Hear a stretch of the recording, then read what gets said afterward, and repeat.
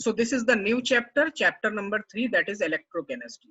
तो इस chapter में we are going to learn about electricity and we are going to learn about the effect of electric current on chemistry. So we will be learning how electrical energy is converted into chemical energy or chemical energy is converted into electrical energy.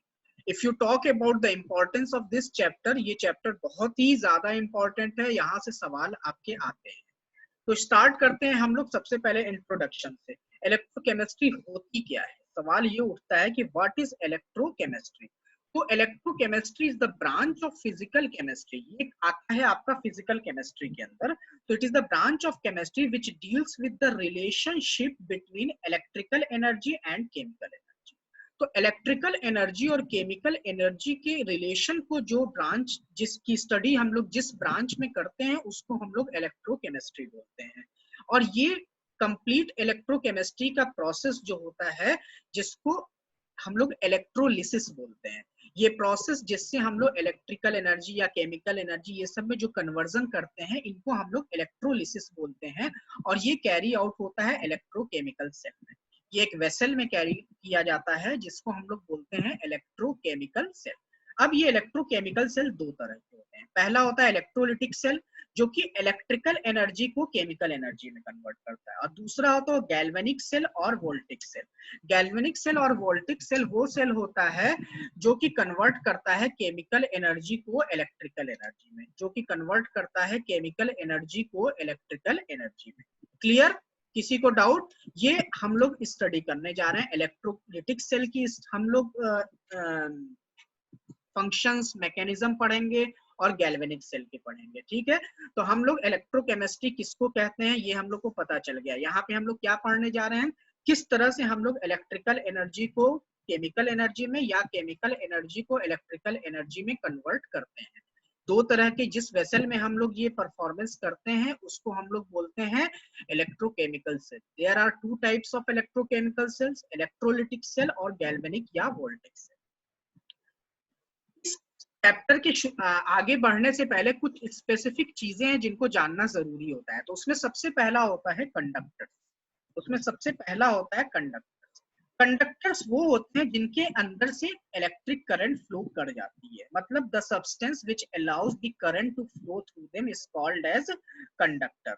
और the substance which does not allow the current to flow through them is called as insulators और dielectric. इनको क्या बोलते हैं हम लोग? Insulator या die electric. अब देखो दो तरह के कंडक्टर्स होते हैं. पहला होता है मेटेलिक कंडक्टर और दूसरा इलेक्ट्रोलिटिक कंडक्टर.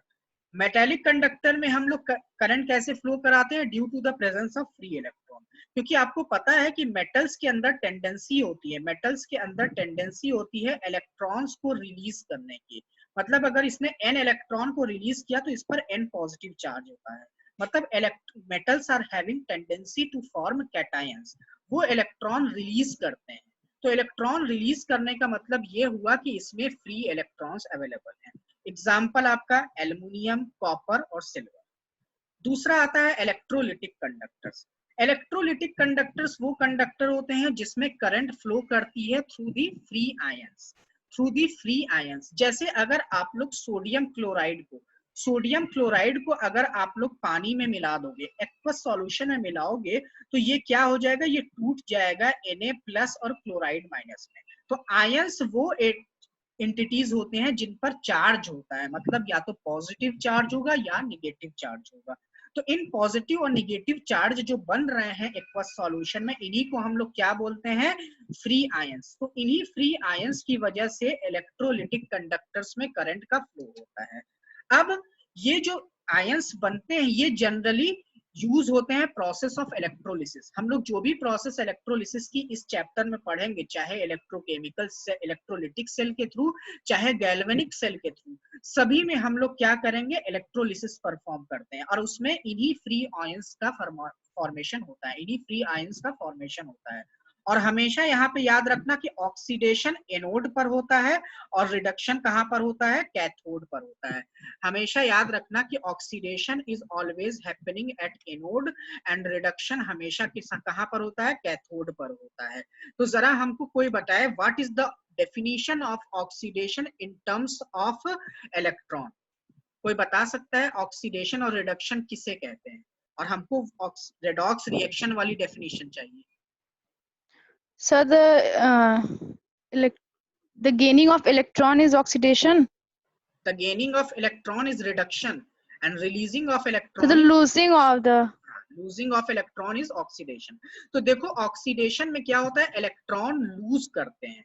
ऑक्सीडेशन में क्या होता है, जब इलेक्ट्रॉन लूज होता है, जहां पे इलेक्ट्रॉन रिलीज करने वाली रिएक्शन होती है वो हमेशा कहां पर होगी, एनोड पर होगी, और इलेक्ट्रॉन को गेन करने वाली रिएक्शन हमेशा कहां पर होती है, कैथोड पर होती है। इस चीज को आप हमेशा याद रखना कॉन्सेप्ट, चाहे वो गैल्वेनिक सेल हो, वो अलग बात है कि एनोड और कैथोड का साइन चेंज हो जाता है इलेक्ट्रोलिटिक सेल में और गैल्वेनिक सेल में, बट कॉन्सेप्ट ये सेम है कि ऑक्सीडेशन हमेशा एनोड पर होगा, चाहे कोई भी सेल हो, चाहे कोई भी इलेक्ट्रोकेमिकल सेल हो। रिडक्शन हमेशा कैथोड पर होगा, चाहे कोई भी इलेक्ट्रोकेमिकल सेल हो।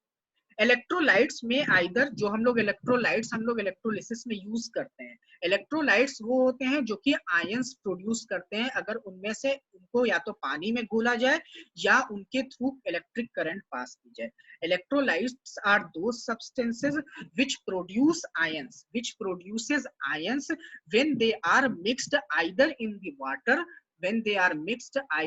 the water or in the or due to the effect of electric current. So electrolytes may either be in molten state or in aqueous state. अब अगला आता है difference between metallic and electrolytic conductor क्या होता है। ये exam में कई बार सवाल पूछा जाता है कि what are the difference between metallic and electrolytic conductor. तो देखो फ्लो, मेटेलिक कंडक्टर में करंट का फ्लो किसकी थ्रू हो रहा है, फ्री इलेक्ट्रॉन्स की वजह से। इलेक्ट्रोलिटिक कंडक्टर में आयंस, पॉजिटिव या नेगेटिव आयंस की वजह से हो रहा है। यहाँ पर क्या होता है, सिर्फ इलेक्ट्रॉन का फ्लो होता है। मेटेलिक कंडक्टर में इलेक्ट्रॉन्स का फ्लो होता है, मतलब मास का कोई ट्रांसफर यहाँ पर नहीं होता। लेकिन इलेक्ट्रोलिटिक कंडक्टर में आयंस का फ्लो हो रहा है, और आयंस किसी एटम्स के ऊपर प्रेजेंट है चार्ज के फॉर्म में, तो यहाँ पे कंप्लीट मास का ट्रांसफर होता है एनोड से कैथोड या कैथोड से एनोड की तरफ। मेटेलिक कंडक्टर जो कंडक्टेंस जो होता है डिक्रीज करता है विद इंक्रीज इन टेम्परेचर। मतलब यहाँ पर क्या है कि अगर टेम्परेचर आप बढ़ाओगे तो रेजिस्टेंस इंक्रीज करेगा। रेजिस्टेंस उसको कहते हैं जो कि करंट के फ्लो को रोकता है। रेजिस्टेंस उसको बोला जाता है जो करंट के फ्लो को रोकता है।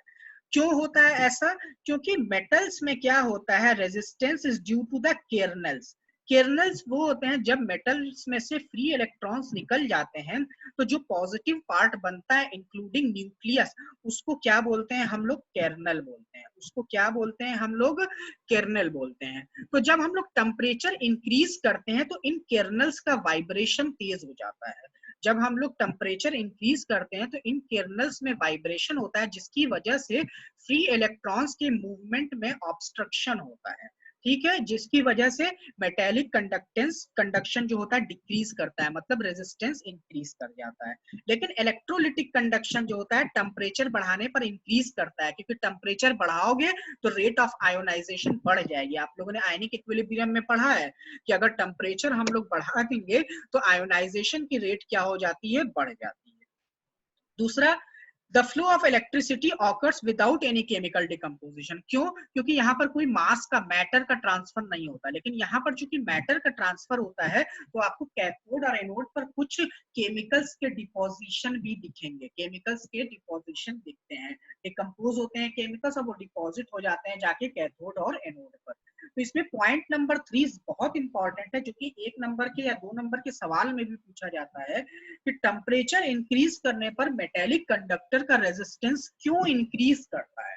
टेम्परेचर इंक्रीज करने पर why conductance of metallic conductor is increased. So you have to answer that when we increase the temperature, the vibration of kernels are increased. The vibration of kernels that is present in the metals. What is kernel? जब metals में से electrons निकल जाते हैं तो जो positive part बनता है इंक्लूडिंग न्यूक्लियस, जो कि बहुत भारी भी होता है क्योंकि उसमें न्यूक्लियस भी है, उसको क्या बोलते हैं हम लोग, केर्नल बोलते हैं। तो इस केर्नल की वजह से क्या होता है, इस केर्नल की वजह से क्या होता है, एटम का जो